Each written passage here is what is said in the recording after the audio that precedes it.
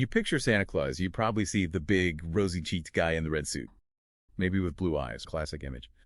But the real man behind the myth was a 4th century bishop from Myra, which is in modern-day Turkey. And today we're doing a deep dive to figure out how a man from the ancient Mediterranean became, a white European icon. Well, to really get it, you have to ground him in his actual time and place. He was born in Patara in Lycia, late 3rd century. And this wasn't some isolated backwater. It was a major cosmopolitan port. So a real melting pot. Exactly. It was connected to the entire Roman world from the Levant all the way to North Africa. Okay. And this is why many historians place him in what was then called the Moorish demographic. Yeah, for Europeans, it was a kind of catch-all for the darker-skinned peoples of the Mediterranean, Levantines, North Africans, a very different population from the Gothic tribes up north. And some revisionist historians like J.A. Rogers argue this whole thing, this whitening of Nicholas, was part of a much bigger pattern. They say it was about deliberately Europeanizing Christianity's Afro-Asiatic roots, that the change wasn't an accident, but a choice. That really sets the historical scene, but the science is what I find undeniable. Okay, let's pivot to that, to the hard evidence. Yeah. Because we actually have his physical remains, right? And they're in Bari, Italy. We do, and they've been analyzed. A bone fragment was radiocarbon dated, and it puts him squarely in the era of 340 to 420 AD, so we know we have the right man. And the skull. The skull data is the smoking gun. In 2014, Dr. Carolyn Wilkinson did a facial reconstruction, and the result just completely crushes the whole North Pole image. So what did he look like? We're talking about a man of color. He had olive skin, dark brown eyes, a really square jaw, and memorably, a severely broken nose. Broken nose. A badly broken nose.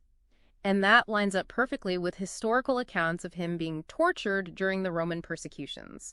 He wasn't just a bishop, he was a political prisoner. Wow. When I saw that reconstruction, I was floored. It looks nothing like what you see on a Christmas card. Not even close. But what's so incredible is how fast that physical reality was just, erased. That's where the cultural mechanism takes over. In the U.S., it started with Clement Clark Moore's poem in 1823. He turned the bishop into a jolly old elf. Right, he took away the religious authority. Exactly. Then the illustrator, Thomas Nast, moved him to the North Pole, cutting his ties to Anatolia for good.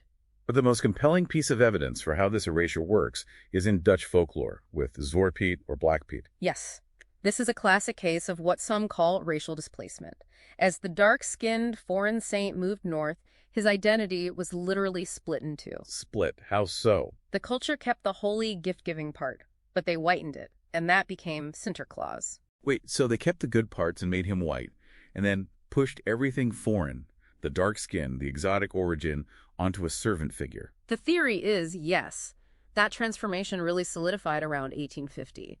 It lets the culture keep the saint's exotic Mediterranean story, but only by making that darkness, that foreignness, into a subordinate, a servant. So you get to venerate the saint without having to venerate a dark-skinned man as the ultimate authority. Precisely. So at the end of the day, what we've learned is that the White Santa is a pretty recent fabrication, solidified by 19th century poems and 20th century ads. While the historical man was a dark-skinned, broken-nosed bishop from the Levant. An incredible story. It is, and the question I think you should leave with is this. While the Western Church was creating a figure in its own image, what about the Eastern Church?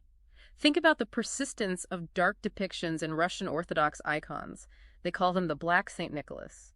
It makes you wonder whose historical memory was preserved and whose was actively erased.